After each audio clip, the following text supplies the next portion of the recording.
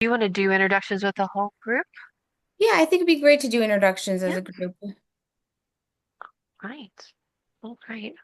Well, we can definitely. Well, Rachel, I tell you what, you have led this whole thing and put this wonderful thing together for us. So, do you mind starting us off?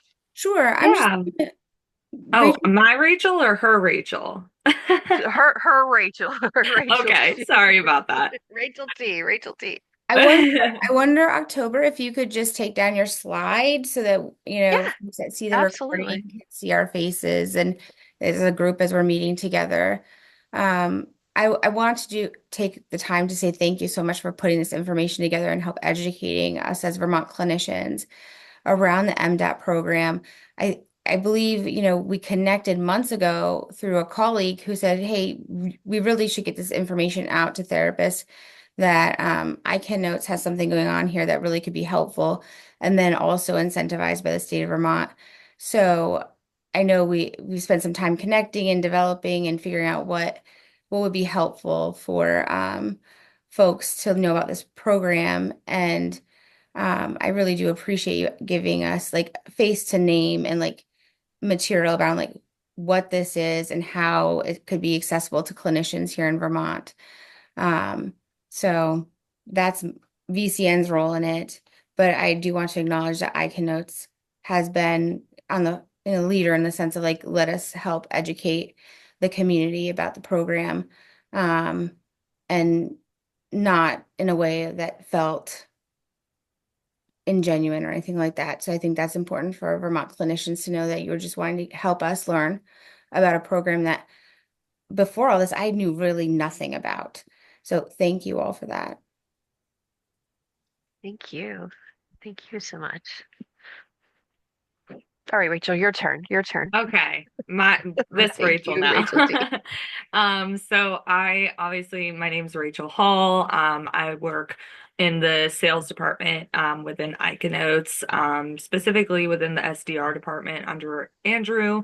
And I've just been kind of trying to keep in touch with Rachel and trying to educate people on the MDAP initiative, so that they could get some extra money for their practice. I don't Okay. know if Jamie, you wanted to just like introduce yourself and kind of give a little bit of your background. That would be great. Yeah, absolutely. Well, thank you to the Vermont Counseling Network and to Rachel Totten for welcoming us here. We're really excited to be part of both um, the broader community within the Vermont behavioral health sort of professional space. I think everyone here knows that these are sort of two things that are very important and special to me, both the mental behavioral health um, uh, area and the state of Vermont, which I kind of try to get to as frequently as I can. Spending time both in sort of the Champlain Valley and also in the Upper Valley area with families. So it's it's become apparent to me that this is a very special community, a tight knit community, and I'm excited to learn more about how we can help sort of improve behavioral health outcomes for the population through some of the technology tools and partnerships that we're establishing here. So very pleased to work with you all and looking forward to seeing what we can do. I'll pass it to October.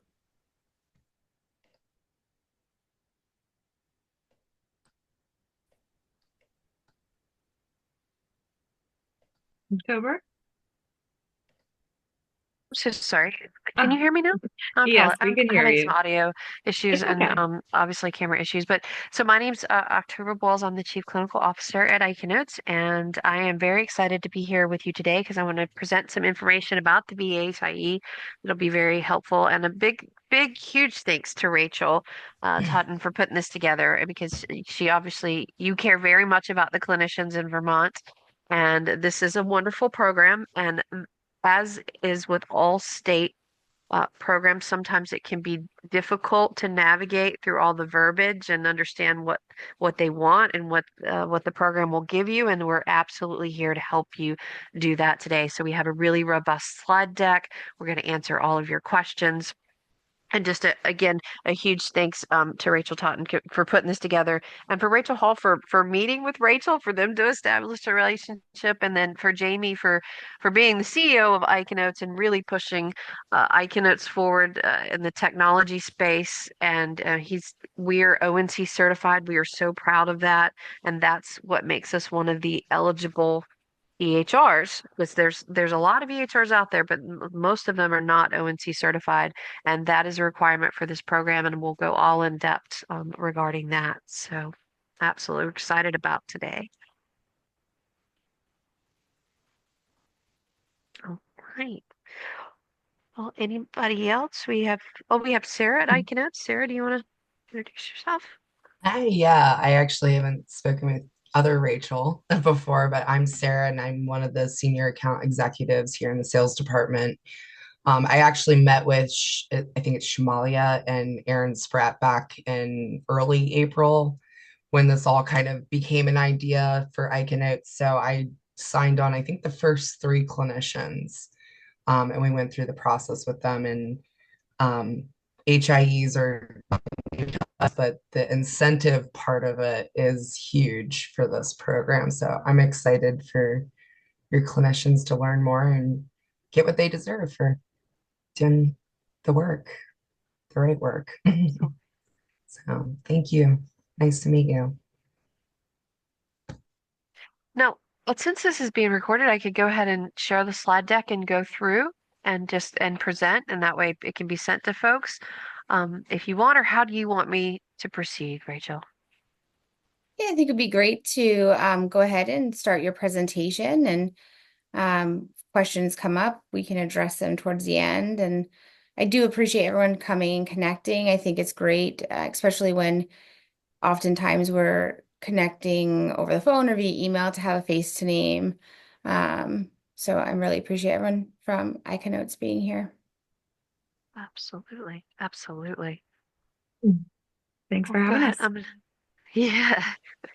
Uh, all right. So I'm going to go ahead and share my screen here. Are you able to see me? Sorry, let me blow that back up so I can make sure that we are being seen. Nope. You're not able to see my slide deck, are you? Yeah, I can see it. Are you? Oh, you can. Mhm. Okay. Yeah. Okay. All right. All right. Let's do this. Share. Still there? We're doing good? Doing great. Okay. Okay, fantastic. Sorry, it's not letting me see that. So, well, I wanted to talk a little bit, and you can see the Vermont slide now as well, hopefully. But I wanted to talk about Vermont, and I spoke with Aaron this morning on the phone, and Aaron has been very clear that they have to remain kind of vendor agnostic in their d telling people about different vendors, but they do really enjoy working with us, and we really enjoy working with them as well. And we can't say that about all state agencies. So if you are watching this webinar and you're thinking about starting this journey with them, I think you will be very well pleased. Okay, it's going to be a wonderful journey for them, or for you and with them. So, one, wanted to talk about what the VHIE is and what its purpose is. And every state has an HIE. Some states have several HIEs, and what that is just a secure system that allows healthcare providers and healthcare systems to share patient health information. And that is the way that's being set up in Vermont. And really, there's a big push that we see on the federal levels and state levels for interoperability. And this interoperability is really, truly a wonderful thing. And so this helps improve patient care, it helps improve patient outcomes, and it gives you a really thorough history into the patient and what is going on with the patient. And this can actually be life-saving. Okay, this can actually be life-saving. And I'm happy to provide examples of that. But I want to talk about Vermont has done a wonderful thing with its Vermont a health information exchange, because a lot of states have adopted this. Like my state, I live in North Carolina, they adopted this. And there were not very clear directions on this. There was no financial incentives whatsoever for this in North Carolina. And so Vermont is really trying to help clinicians and financially incentivize them and also make it very easy as they go through the steps of getting set up with the HIE. Now, there's a lot of different benefits for the different stakeholders. And so for patients, of course, they're going to get more coordination of care. They won't have duplication of testing. And so that's going to be a really wonderful thing. And providers, you get a much clearer picture of what's going on with your patient. And that's a wonderful thing. So, because we do have patients that like to see, they have maybe multiple providers, maybe they moved across the state, and it's hard to kind of aggregate that data for them. And the health information exchange is tremendous and just being able to see exactly what's going on with that patient, identify when we talk about patterns there and get information that you need on your patient, especially in mental health, where you can see if they've been on multiple trials of medication, if they've tried different types of therapies that perhaps weren't effective for them. You can have all that information in one place. It's also good for payers, right? And for public health agencies. And this is to monitor some population health trends. And we can talk about that a little bit more in detail. And also, as you gather all this data and you get good data, it helps policymakers make better informed decisions, right? Because you have true and accurate data about what's going on. And so it's really a wonderful, wonderful thing. Um, Now, a lot of people get very concerned with HIEs. So I want to address that right out of the gate because a lot of concerns with HIEs is about privacy and security. And as healthcare providers, we have always been taught that that is the number one rule, right? Keeping everyone safe.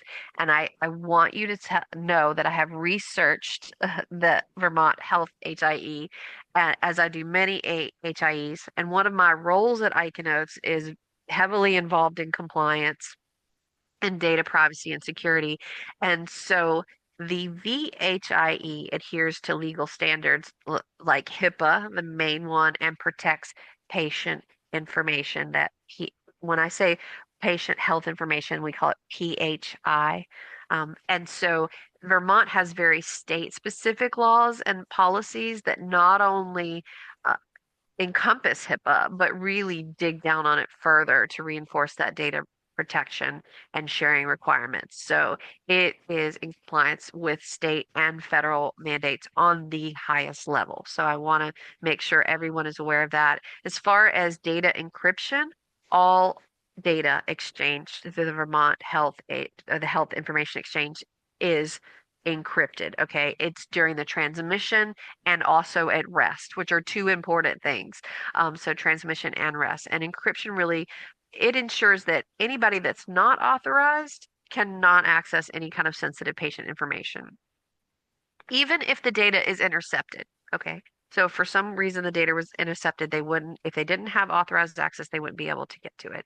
There's a lot of access controls in place, which is a really wonderful thing. It's very robust in that. And another thing that the VHIE has is some extreme audit trails, very comprehensive in tracking access, modification, transmission of data across that VHIE.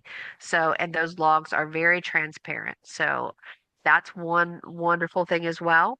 Now, there is an opt-out option. We're going to talk about that a little bit more in depth.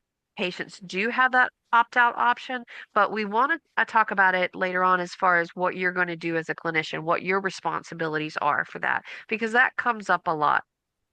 And it's good to have an opt-out option because that really supports patient autonomy while still maintaining compliance. So APIs are something, and I don't want you to get really hung up on this, but APIs, they're current standards that are FHIR standards. You may have heard of FHIR standards. They're fast healthcare interoperability resources.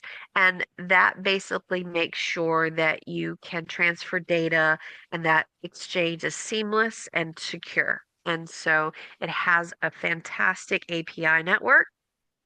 And it also has the trusted exchange framework and common agreement. So this is really important because, again, for you as a clinician, it ensures that you're going to get secure and reliable access to data, and it enables like coordinated and effective care. And for patients, all of this just kind of reinforces trust in the system, right? They have sensitive information in there. It's going to be handled responsibly. It's going to be handled securely. And so this is really a great thing.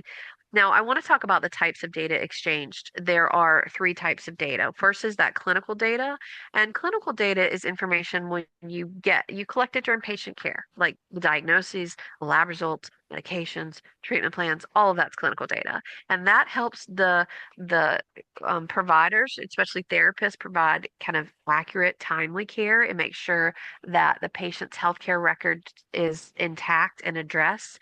And so when a therapist checks on a patient history of prescribed antidepressants or maybe recent hospitalizations, because that will be in the VHIE, that's all clinical data at work. Administrative data is a little bit different, but it's non-clinical data, and it is managing healthcare services like billing and coding and insurance details and appointment schedules and things like that. And the reason that this matters is the data keeps the healthcare system running smoothly, right? Patients are getting billed correctly, services are being covered by insurance.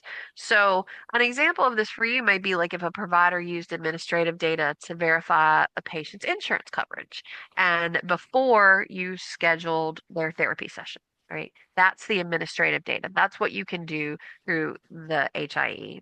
And then there's public health data, and that tracks health trends. It monitors disease outbreaks. It improves public health policies. There's a lot of wonderful things that public health data is going to bring in, like vaccination rates. And you might say, well, how does that matter to me in the mental health sector? Well, let's see. Let's give an example. If maybe in the state of Vermont you get an increase in adolescent anxiety cases, that's public health data that can really inform initiatives. Maybe we see there's a lot of adolescents with anxiety, maybe school-based mental health programs. We need to focus on that. So that's how that public health data is really, really important, and it helps kind of communities address broader healthcare challenges. So, like looking at opioid misuse, things like that. So, all right. Let's go on to there are challenges faced by the Vermont Health Information Exchange. And I was actually Rachel had created this slide, and at first I was like, I might take this out, but I think it's something good to put in here because again, I deal with lots of health information exchanges across the US. Again, every state has one, some states have two. And so data integration is always a challenge that's faced because you're trying to grab data from different areas. Technology adoption is, I think, number two, but I'm going to say what number one is funding. All right, there's funding challenges. It's consistent across the board to be able to sustain and expand HIEs. And then data literacy. And that's probably like the third because providers and staff really need training to understand how to use HIE data. So even when that data is available, sometimes people don't really tap into the full potential of it. So I'm going to give you an example of, and I hate to say this, but it's Maryland. Maryland came up with a health information exchange called CRISP, and it faced some real challenges with data integration and provider engagement. And what happened in the beginning was that smaller providers kind of struggled to adapt this technology and funding because they because of funding. That there wasn't a lot of funding involved and they really struggled to adapt technology. So now that's not going to be a problem here because one, ICANotes has very robust training. So we have a fantastic training team and they will teach you all of the ins and outs of the program. And then also, again, from our experiences just working with Aaron and his team, they've been absolutely fantastic. So and there is good funding provided, and that's what we're going to get to coming up is the funding part because that tends to be what people are most interested in as well. But I just want to talk about how these challenges are being faced by Vermont. They are proactively working on standardized data. So, and they have fantastic data formats. And so it's a seamless integration. All right. And I got to give a lot of accolades because they follow the US CDI standards and the FHIR standards, and they have a very strong foundation for interoperability. Technical assistance, they offer funding and hands-on help, and they ensure that even the smallest practice, if you are a one-person part-time provider, you can connect with the Vermont HIE. And that's not the case with all HIEs across the US. So stakeholder collaboration, Vermont gets a 10 out of 10 again, because they have this inclusive approach and it really fosters trust and it makes sure that the VHIE is meeting the needs of all healthcare participants. And then as far as data governance, their commitment to accountability is really clear. All right. And so they have established very transparent data governance council to oversee all the policies, privacy, and the quality. So it's their system's robust, it's inclusive, and it's very efficient. And I can't say enough good things about it. Now, where is the VIHE headed? They're going to expand data sources. They're going to do increased data analytics. They're moving into predictive modeling and real-time insights, and they're going to be supporting value-based care. All right. And so they're really building this beautiful ecosystem to enhance care and kind of support these innovative patient-centered care models, which it's fabulous. All right. Now, you might be thinking, well, how does my data get from an EMR like ICANotes to the VHIE? And it's very simple. And if you're wondering, like, well, is this going to be a lot of work on my part? Absolutely not. I tell you how it works in ICANotes, and that's the standard way it will work in a lot of EMRs that are ONC certified, is whenever you create your notes, and in your notes you're putting like your diagnosis, you're putting your treatment plan, as you can see on the screen, the goals there, you're putting maybe in allergies, you're putting in problems like health concerns that the patient is having, if you're doing drug screens, all of that. As you're entering that data in, which is just you like creating notes, putting in a diagnosis, perhaps putting in diagnosis codes, those types of things, they will all start to populate on the background. So the clinician actually doesn't have to do anything but their notes and the information that's required from Medicaid, which you're already putting in. And on the back end, ICANOTES will compile all this data. It'll put it in this pretty CCDA, and then it will send it over to the HIE every time you compile a note. So you don't have to do anything. That's the beauty of it. As you're doing your normal workflow, it's nothing outside of your normal workflow. ICANotes is doing this for you on the back end. And so it creates this kind of nice snapshot of what's going on with the patient at this particular time. And then people will be able to access that data and see that data. Only authorized people, okay? Only authorized people. So I wanted to share a screenshot of this because I thought it was really important. This is exactly how it looks in the program. This is not a prettied version. This is exactly what our CCDAs look like. And I just only got the top half of it. It actually has much more information in there. And again, you don't have to do anything. It's compiling it the whole time and it's sending it to the HIE the whole time. We set up the connections for you. Now, this is the big question. How much money will I get? There are multiple different tracks. Trust and believe I have looked at all of them for you. Okay.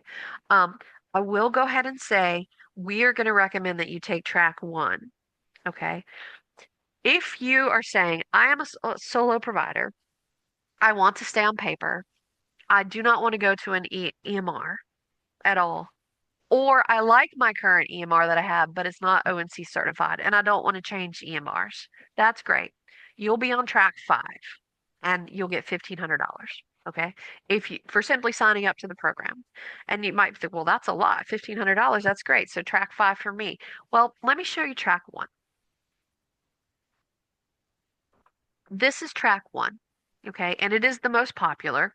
And it is probably, I'm not going to tell you what's in your best interest. If you're watching this, then you know kind of your practice, you know your patients.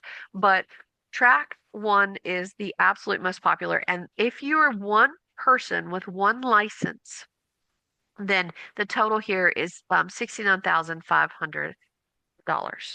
And so it's definitely much more of an incentive than the $1,500.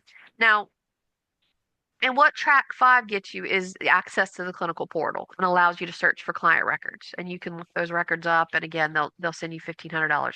But to to do very little steps, and I know if you're looking at this, you're like, oh, well, this looks like a lot of steps. Let me walk you through this, okay? So just to meet, to go in and sign up, and we'll give you the information to do that. Like this is the website to do it. You get a signed participation agreement and a signed scope of services agreement to implement what's called CERT.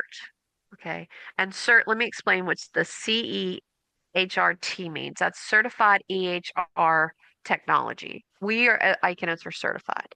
There are lots of EMRs out there, but most of them are not certified. And the reason why is it takes a rigorous process to go through it every year. And it basically shows the states and on the federal level, you define yourself as an EMR that follows those guidelines. Okay. So that's the best way that I can say it. Um, so it's almost like if you think about licensing, a lot of people are licensed in states. You have that license. Think of ICANOS as a licensed EMR. That's kind of the differencing. So differencing is not a word, sorry, difference. So just to sign up for that, and these two things happen simultaneously. 1 and 2 happen simultaneously. So that's $4,000. All right. So, and and again, that's an easy process there. Now, when you actually sign up, let's say it's for ICANOTES or an EMR, when you sign up for it, you sign the service agreement, you get a $23,000 check. And these are all they give you these kind of checks in implements, okay? So you get $23,000 for signing up with the EMR. And then you've got your new cert go live, which basically means that they'll meet with you and they'll go through and make sure that you have started using the program, right? So, and that you're kind of on track of the program. Now the security analysis, I've had a lot of people talk about that. They get really worried about the security analysis. Well, are they going to be looking at me badly? Do I have to pay a company to do this? No. Vermont will actually go through the same folks that you're working on with, like Aaron and his team, they will go through and do this for you. So, and this is not like a very rigorous process, okay? So, and then you get 4,000 for that. The rest of these things, when you complete the access and credentialing, you do the vendor contract for the ADT interface, the vendor contract for the CCD interface. I just showed you what the CCD is. These are contracts. Again, you don't have to worry about doing the ADT interface. ICANOS is doing that for you.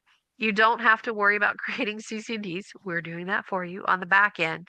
And so you're able to get this is almost simultaneously as well, the $26,000. So 10 and 16. And then when you first, again, these are signing contracts for this, okay? But when you send data the first time, when you send out that CCD, and again, we send it for you, and they get encounter data, that's when you get the additional $4,000 each.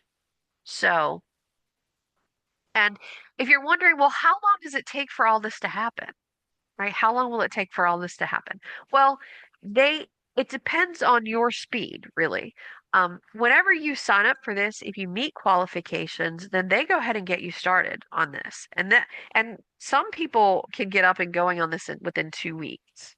Okay. So it doesn't take a long period of time to do this. Some people really, like I was talking to Aaron today, they really want to get invested with the program, learn every little bit of it before they want to send out that information. And that's okay too. And that can take longer.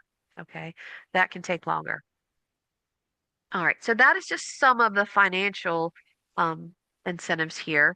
Now I am going to pause for a minute. I want to see if there's any questions in the chat. October, I had a question. One, well, I actually have two. I know who Aaron is because we've talked before in other conversations, but someone who's watching this recording wouldn't know who Aaron is, can you take a moment and um, give folks an idea of who Aaron and his team are in connection to this program? Absolutely. So I'm gonna pull. I don't want to get Aaron's name wrong. So give me just a second because I want to actually pull up this. I want to. I want you to be able to see uh, or get his full information. So, and I'm trying to pull up his email right now. So give me just one second here. He is at when Rachel, do you have? If you go to like the second to last slide, that's where all the information's. Oh, okay, fantastic. Thank you. I knew you had put it in here. That's very good. Okay. Mhm. There we go. That's Aaron. So there we go. Are you able to see him on the screen? Yep. Okay, fantastic. So, he is with the Public Consulting Group, and they are the business support vendor for the initiative. And when they say one-on-one assistance, they're being 100% correct here. You're not lost in like a big field. He will get on the phone with you at any time. And he is just, from what I have heard, and in my own personal dealings with him, has been absolutely wonderful to work with. And so he helps anyone when they need assistance. He'll walk you through the requirements, he'll walk you through the documentation, get the agreement signed. And so when I'm showing kind of this long list of what these are the tiers to get these certain payments, him and his team are with you every step of the way through that. Yeah. So, They're well, contracted by the state of Vermont to support folks in the onboarding process of this program, is what I'm reading essentially. yes. Absolutely, absolutely. And they want you to be successful. I know there's been a lot of grants out there before for HIEs, and then there's some HIEs again that don't offer any funding. And I haven't always felt with HIEs across the board that they want folks to be really successful and hearing and getting those grants. But I know with Aaron and his team, this consulting group, they do want people to be successful. And I think that's what makes this kind of like a wonderful endeavor. And the other question I had, October, if you want to flip back to your slide with the licenses and the incentives, I'm just wondering, like, this is a lot to incentivize. The state's incentivizing the transition to this program. Um, what is the actual cost or I think about like an estimation. Does it really cost this much to implement this? Is that what I would be billed if I signed a contract with a provider? And what is like the maintenance fee for the EHRs or an estimation of that?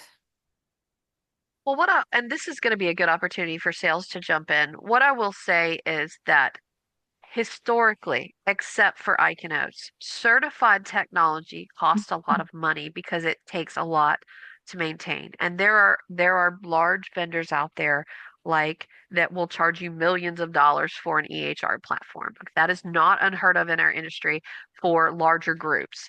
ICANotes is a extremely affordable option for clinicians.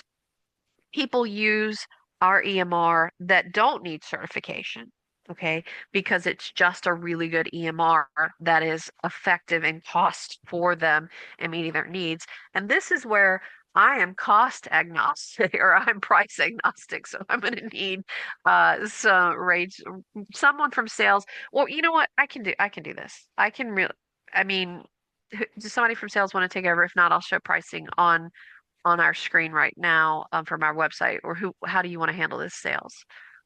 Sarah, would you mind hopping on and talking a little bit about the pricing?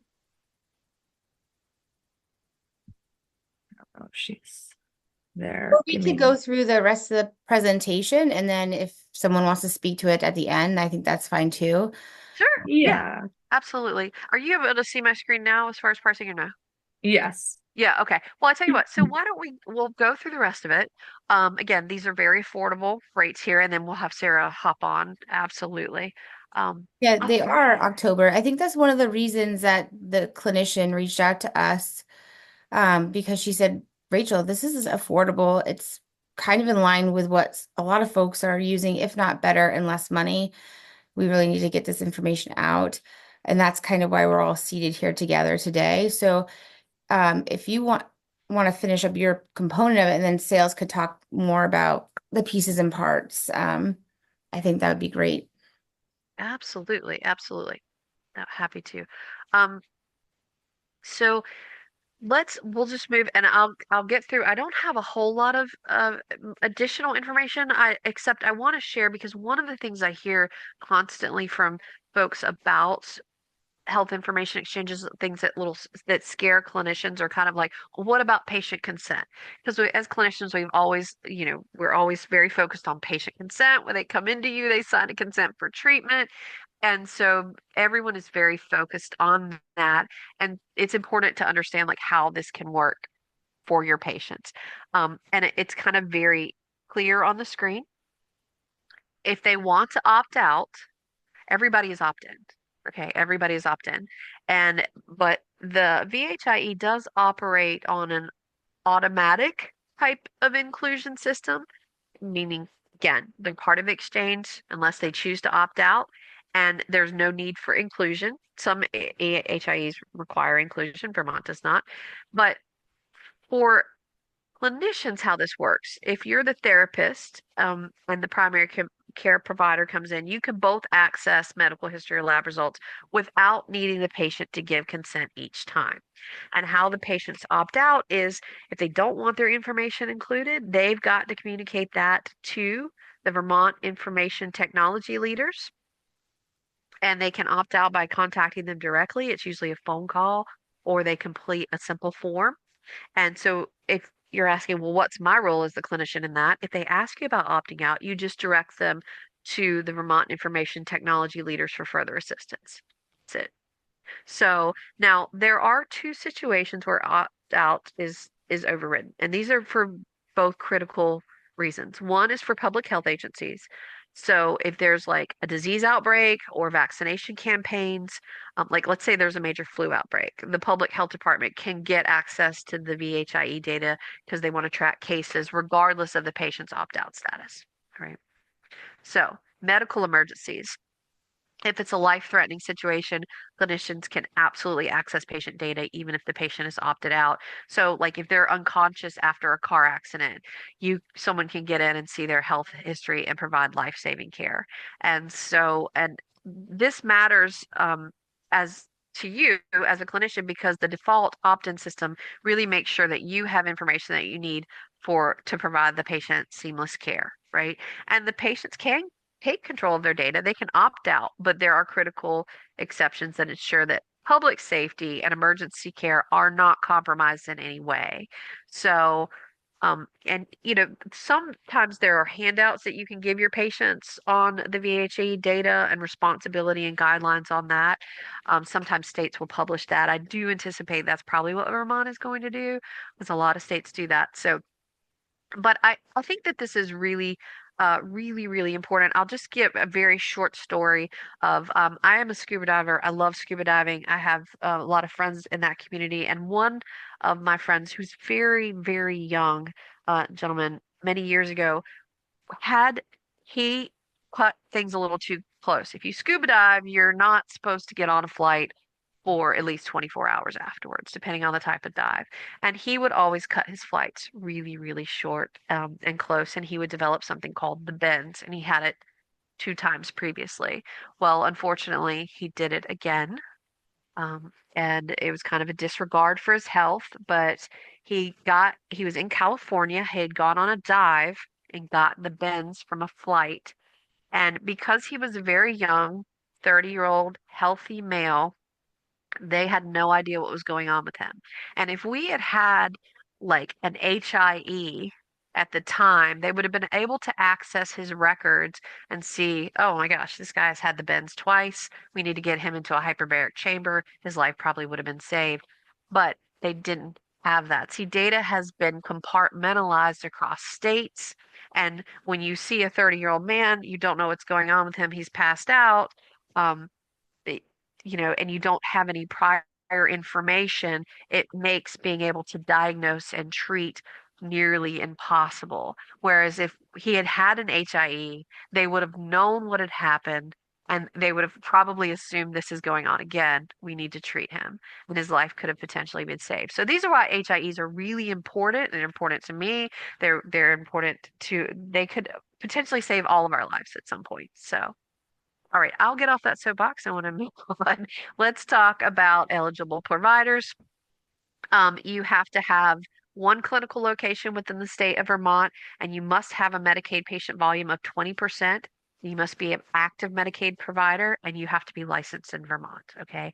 And so, this is to provide mental health, substance use disorder treatment, long-term services, or home and community-based services. So that is who this applies to. Let me explain Medicaid patient volume because there is a nice formula that the state put up here, but I am a non-math person, so let's break this down in a super simple way. We're just trying to figure out what percentage of your patients are covered by Medicaid over a specific 90-day period. If that's 20% or more, you're good to go. So this is what happens. You look at a 90-day period from the last year, 12 months, and you write down how many of your patients during that time had Medicaid. So let's say 200 of your patients had Medicaid. Then you just count out all your patients. You write down the total number of patients you saw during those same 90 days. That's Medicaid and everything else. So let's say you saw 1,000 patients in total.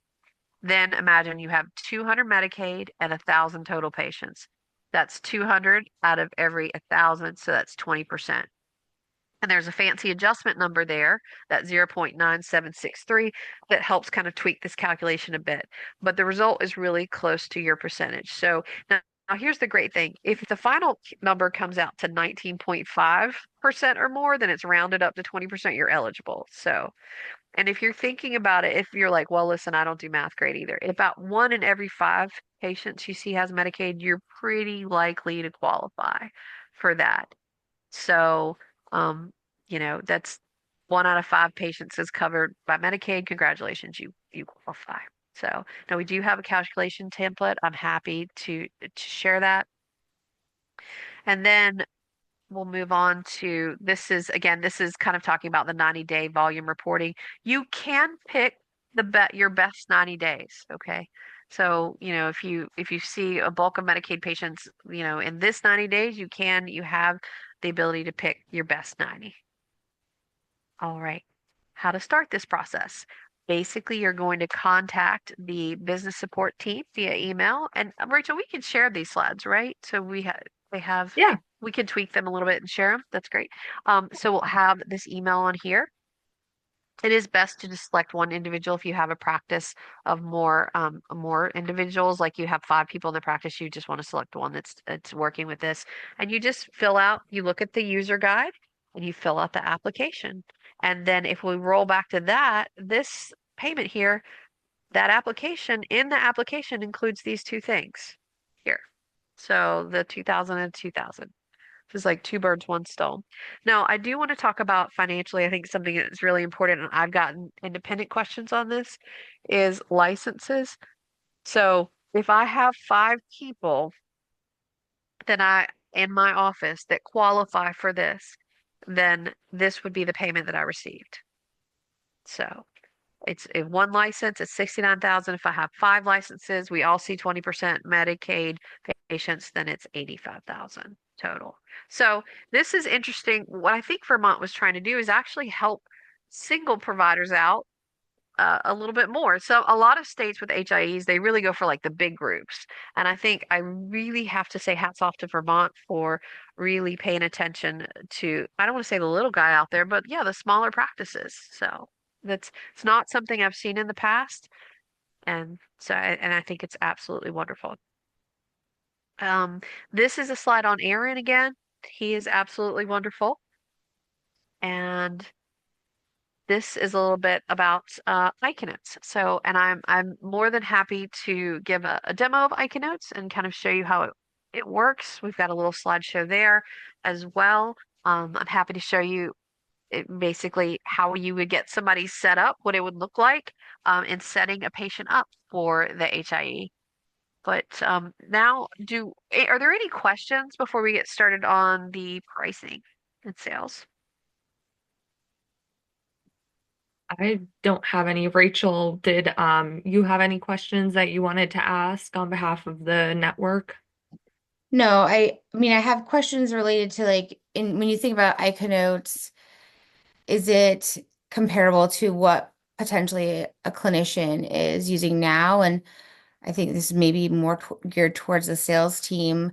You know, I Mhm. think when about a clinician, things that I value in EHR are appointment reminders for my patients, text reminders, that kind of thing, and like the ability to uh, be customizing different fields if I need to. I'm it seems like this platform is probably more robust than some of the others that I've looked at, so I just don't want to assume that makes sense. Yeah, absolutely. I mean, we do have all of those capabilities in there. I know that I don't know if it was you or the provider that we were meeting with before this who was saying that there's a large number of practices who have simple practice in the state of Vermont. So just to kind of clarify, anything that Simple Practice has to offer, we will also have within our system, like those appointment reminders. We also offer that telehealth portal, things like of that nature.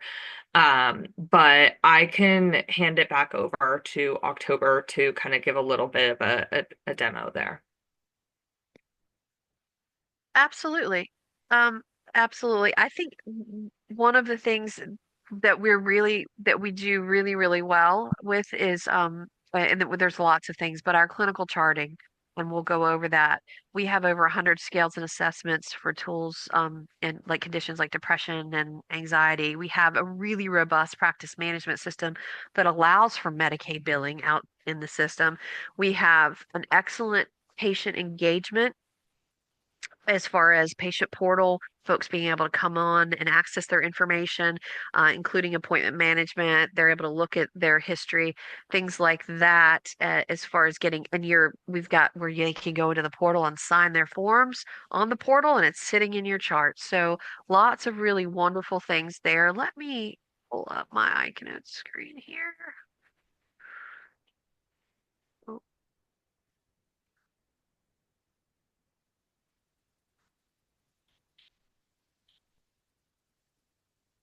and I just accidentally clicked out of my screen, but that's okay.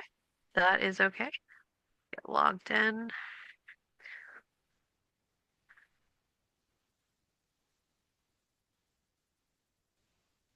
So, and then we have really, really robust reporting as well. So let's say you want to go in and you want to pull a list of all of your patients between the ages of, let's say you're dealing with October, I don't think uh-huh. we can see what you're looking at.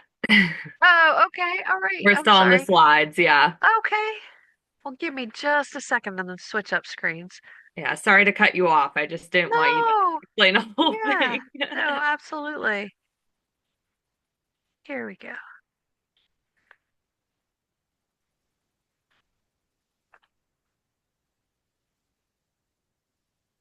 So what else? You able to see? Oh, Yes. yeah. Okay, fantastic. Sorry, I switched over now. So if I go to the chart room, or the chart face, this is what, and this is a chart flagging, which is exceptionally helpful when you're dealing with your patients. Maybe you need to know about billing information. Maybe they have had some problems that you need to address. We also have chart reminders in the chart as well. Now let me blow up the screen so you can see it a little bit better. So it gives me the patient information, their chart ID. It gives me who's seeing them, their appointment history. I can look at that and get a really robust appointment history, seeing when they canceled, when they no-showed, things like that. I have a patient account, so I can look in there and check their accounts balances to see what's going on. You know, they've been charged, what they've paid, and what their balances are due. So very easy to do that. We have their current diagnosis. We have all our treatment plans here. We have their current medications. You can print the list, allergies, notes, and risk factors. I have lots of different forms and assessments in the program. So for children and adults, so I can come in here and of course we have all the Columbia suicide, the PHQ-9s, the GADs. all of those in here. Safety plans. We have incident plans as well in here that I can create. And then we can also put your forms in here so they can sign forms. We're very compliance heavy, so we have the good faith estimate, informed consents, all types of things in here. So let me go back to the chart face. Now, creating notes in ICANotes is, I think, what we're most known for. So if I go into the therapist section here, it will alert me if I have an open note. And so I can go in and start talking about maybe the client has symptoms of, and so perhaps I'm dealing with a patient who is not doing well. Maybe they're going through a divorce. So I'll say they have depression and it's present and it is chronic. And they have crying spells, and that symptom is present. They have problems concentrating. That symptom's actually worse with them. There is fatigue that's present. There is irritability, and that continues. And I can say there's just generalized sadness that's absolutely present. As far as suicidality, I want to address that. I'm going to say that they're not suicidal, and to me, their denial is convincing.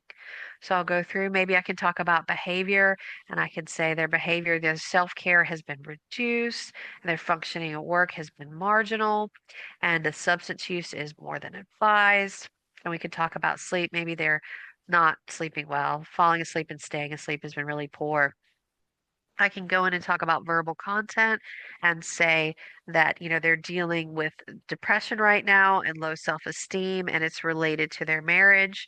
And I'm going to go into therapy interventions and say our goal today was to improve their coping skills, and interventions that we're doing on that is we're talking more about we're going to support them. We're going to give them a ventilation of their feelings. We're going to identify triggers, and then we can talk about the importance of compliance and stress reduction techniques.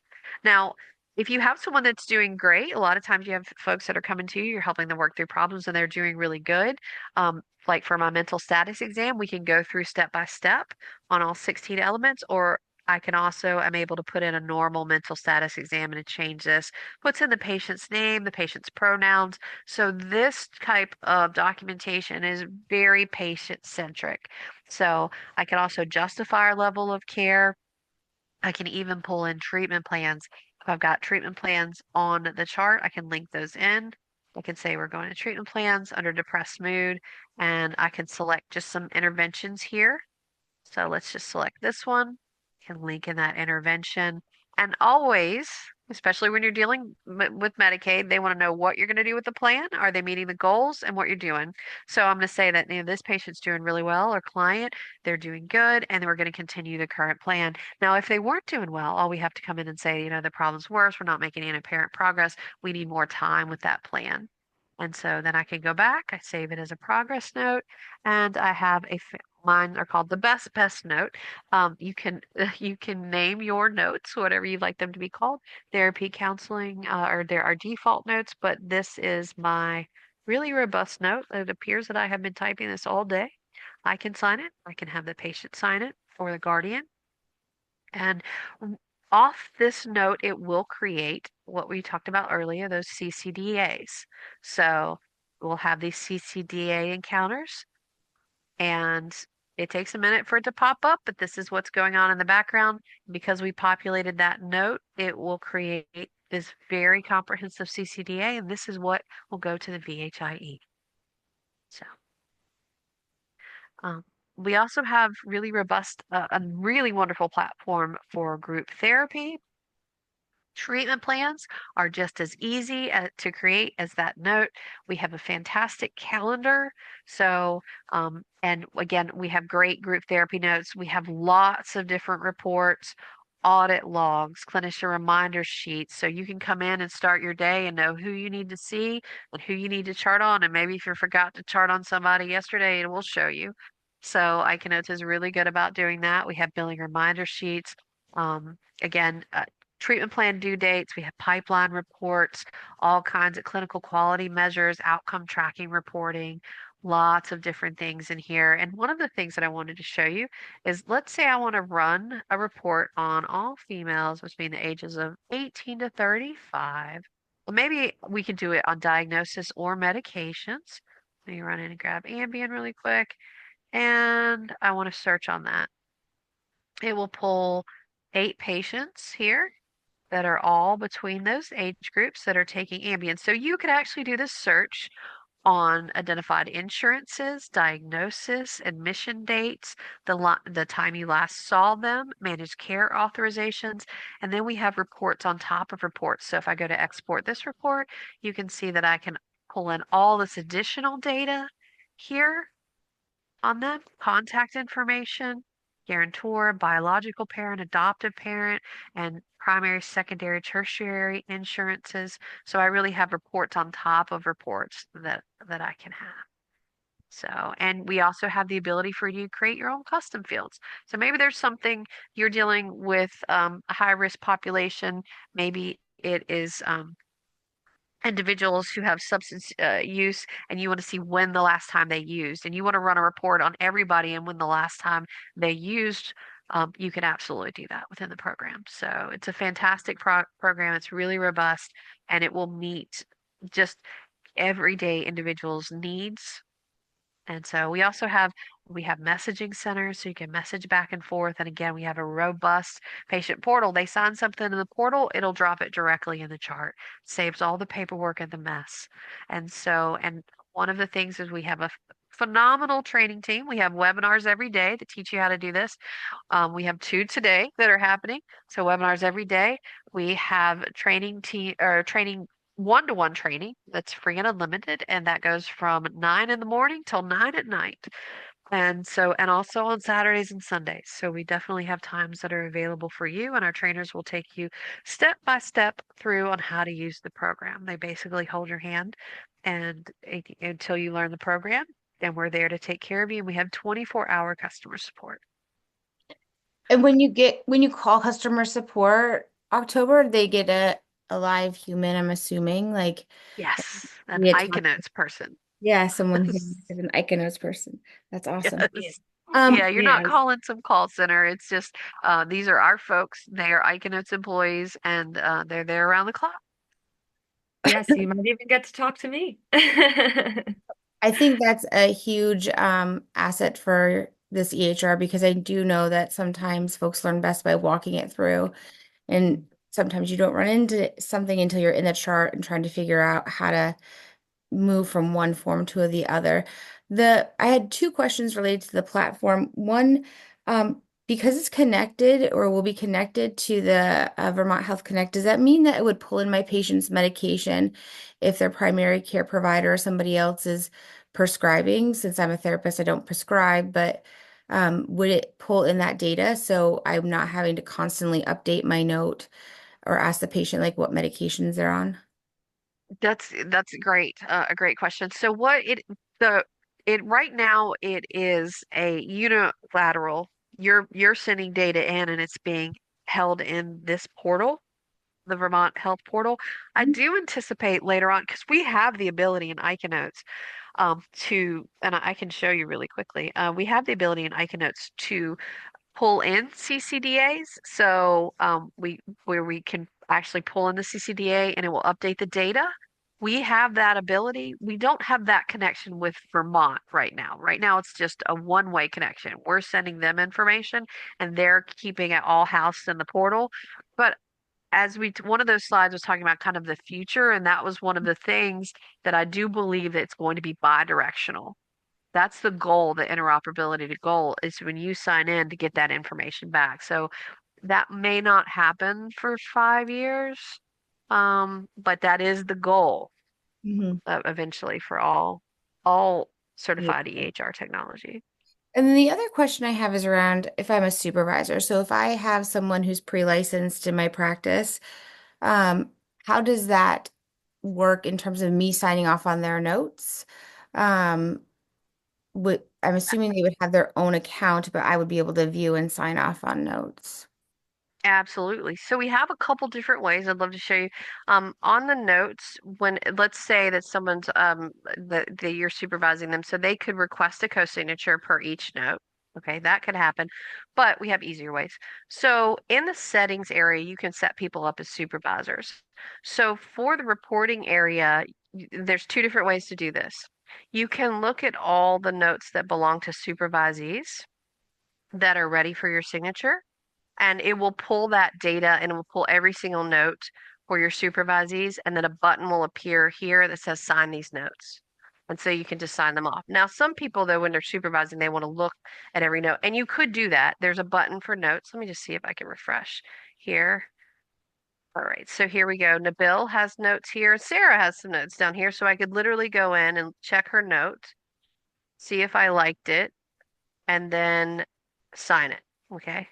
And can we And send it so back for corrections? Like if Sarah's note needs could.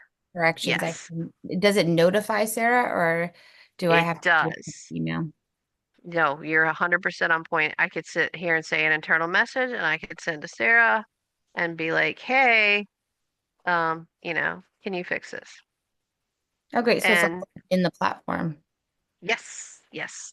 So now if you work with Sarah and you felt 100% about her notes, you could come in here and click this sign supervisees button. But I have another way too.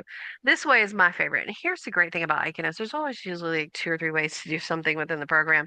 But so there is this way, and this happens on sign in. So when I sign in, I get to see this sheet. I get to look at my notes. I get to look at everybody else's notes. Um, but then the other area is in reports. I can run a billing and productivity report. I run it for these date ranges and I run the productivity report, and it gives me a snapshot view. Whoops, let me clear these. It gives me a snapshot view of what's going on with these notes. Oh, let's go back. So sorry. Let's productivity report. I ran a billing report. That's how fast reports pop up though. But I can this little snapshot view here on Fred. I can look and I see like a little snapshot view, and I could go through and be like, okay, it looks like she covered a lot of information. I can also go to print the note and preview the finished note from here. Some people like this screen better, and then I can electronically sign it from here, or like I said, two different ways. I can sign the note from here. If I see the snapshot and I like it, I can sign it from here. Um, I can see here that on John Adams, this is an unfinished note. There's no way I would sign this, right? So these two, Adam Tyler, and the previous screen that we saw only showed you finished notes. It wouldn't allow you to sign unfinished notes. But then I can kind of track from here. Now here's another way that I really, really like. If I go into the clinical demographic report, let's go. Let's move another way here. Clinician reminder sheet. This is the group view. This gives me a whole snapshot of everything going on in my practice, and I can pull data and I could see like here, Nabil, and he's listed here on the calendar, but he hasn't done his notes. I could also go back to yesterday and see that here, Sarah, she had a no-show and she created a note for that. That's fantastic. So Sarah did all her notes yesterday. That's beautiful. Janina and Nabil, we don't have any notes due right there. So that's problematic, right? And so that's not a problem. I can literally send this in a message that says, hey, we have some problems here. And I Call can send people it as a out. you probably don't want to Yeah. do that, right? But you could. You absolutely could. So yeah.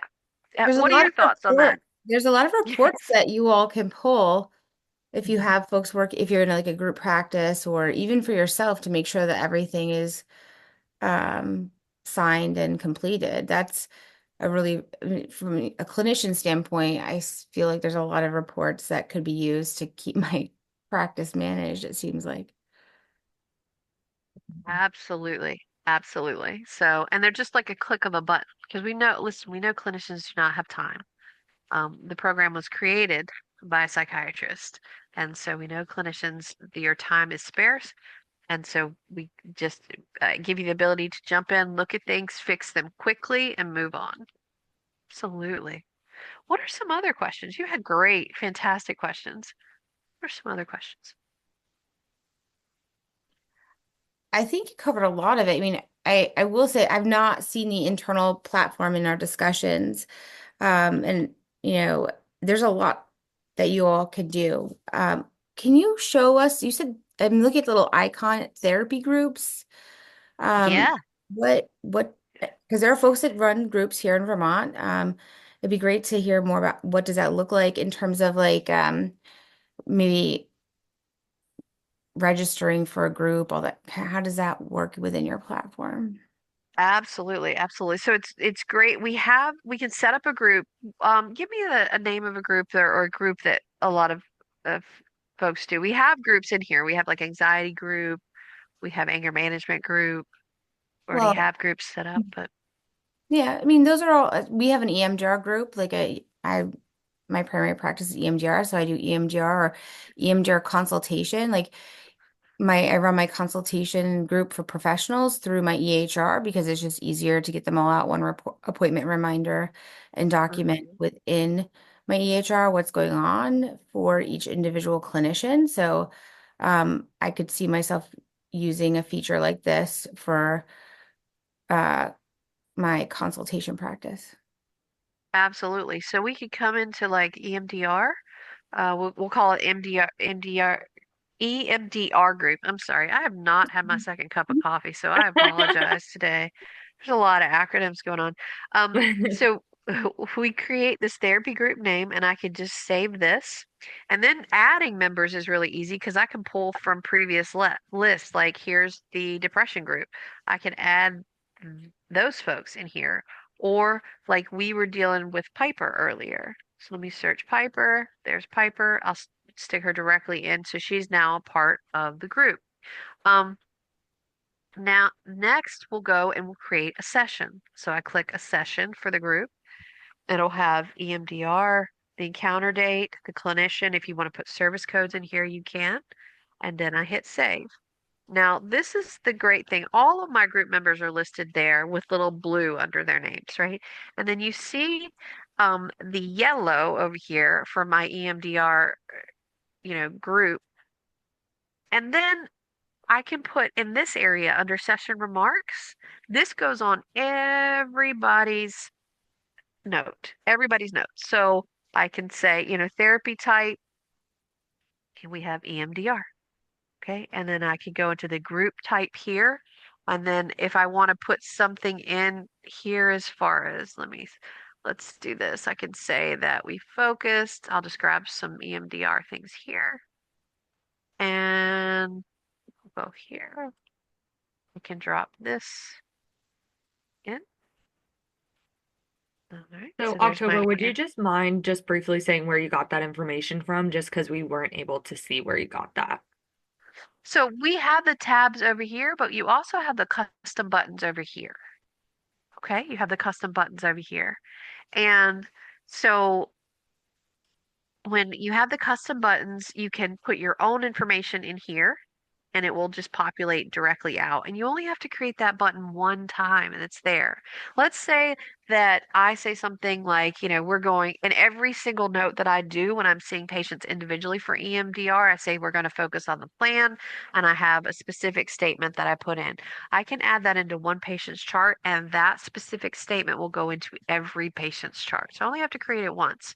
So again, very time saving, very time saving. And then, I can come in here and put, I can talk about leader interventions and kind of what maybe we involved everybody in the group and things like that. So everything I put here goes on the top of the note. Now I can go in and put individual remarks. So let's say Mr. Krabs was not having a good day during group. Okay, he was Mr. Krabs for sure. So his participation, he was inactive, withdrawn, and he left the group early. Right? And his behavior in there was he was somewhat resistant and uninterested. All right. And then I can go and say that Nemo Nemo actually acted out really bad. Okay, let's say that he was inappropriate during the group. Imagine that. And he was disruptive and fidgety and he monopolized the group and he had poor insight. Okay. And then Piper was an angel during the group. She was a perfect participant. She was active and engaged. Her behavior during the group is that she was sharing and supportive during the group. and she was just insightful.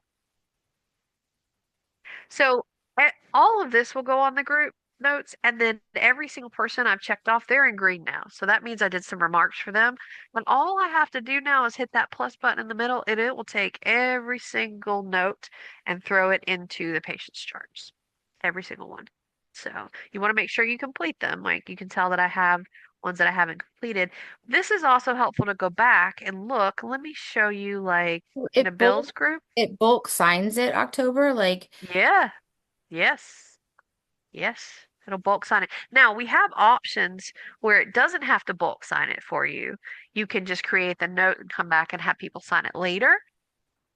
And we have an option where you pause. It'll create each note, but it'll let you pause and look at each note before it puts it in the chart, allowing you to sign it then. But the one in the middle just signs it and sticks it in the charts. it's a great feature. Saves a lot of time. Yeah, it's definitely. And I can go back and look at groups. They'll save in here, so I can go back and see on 8, 9 the bill had a group, and unfortunately, there's only one remark on that group, so that's problematic. Um, but that's okay. He could come back in and put remarks and re-sign and go. But yeah, you're able to like spot check to see what was done. Yep. All right. Yeah, definitely a time saver. Thank you so much, October, for sharing all that. I know that pretty much everyone had to jump. They had other meetings. I don't know, October, are you versed enough in the pricing that you could just like quickly go over maybe some of the basics of that? Sure, absolutely. Okay. Absolutely. So this is our pricing. It's very transparent. So we have full-time clinicians and part-time clinicians. A part-time clinician is if you're a non-prescriber that and you do, let's say you see less than 60 people a month, meaning you write 60 notes or less, then that's 46 per month. If it's anything over 60 notes a month, it is $75 a month. And and then if you have non-clinical users, then your first user there is $6. So if you have someone helping you, um, that would be again someone signing. You have telehealth access, which means the telehealth is actually in the program. It's turned on and ready in the program, so I can go in the program and start doing telehealth. Um, that it's $10 a month for that. And then we have premium portal. Now the premium portal is where you upload your forms in there for them to sign them. Everybody gets the portal because of information blocking. Everybody gets a portal. It's just the premium portal is has the ability to sign forms in it. That's it. And then we also have text reminders, which is an add-on. That is an add-on feature. So, but I mean, so if you are a part-time prescriber, let's say you're a part-time prescriber and you do 60 notes or less, meaning you see 60 patients or less a month, then you're going to come in here. It's going to be the $46. Then if let's say I had somebody working in my office with me, that would be the $6 and 30 cents. And let's say that I needed telehealth, then that would just be an additional $10. So and some folks are seeing people in the office, so telehealth is not an option for them. So it's very, very cost effective. Even if you saw 200 folks a month, you know, it's still it's $75 for the month. So again, very, very affordable options as far as especially considering we're ONC certified and you're going to get close to $70,000, right, for signing up. Now with the ONC, with the Vermont HIE, we do require a 1 year contract. So you don't have to pay that all up front. But we do require a 1 month contract or 1 year contract. I apologize. So it's paid monthly. Okay. How do folks get a hold of you all? Like, um, where should they reach out first to if they're interested in the platform? So, Any of our yeah. salespeople. Yeah, Any I mean, sales, there is a sales number, and you would likely get in touch with either myself, someone named Austin or Ayumi. We would have that number listed, I believe, on the website. Um, And you can just call and ask us any questions. We can get you scheduled for a more in-depth demonstration that might be a little bit more specific to what your practice does. So the one that October just gave was amazing. But if you did have like more specific things that is tailored to like your practice, say you do like something more specific, they'd be able to help you out on that demonstration appointment as well. That's great. Yeah. Okay. Well, I'm going to stop the recording now for folks that are watching the replay, and you can all reach out to ICANotes if you're interested in learning more about their platform or how it might be a good fit for your practice here in Vermont and the MDAPP program. I want to thank both of you for your time and your team's time for being able to provide us this information. Pleasure. Thank you.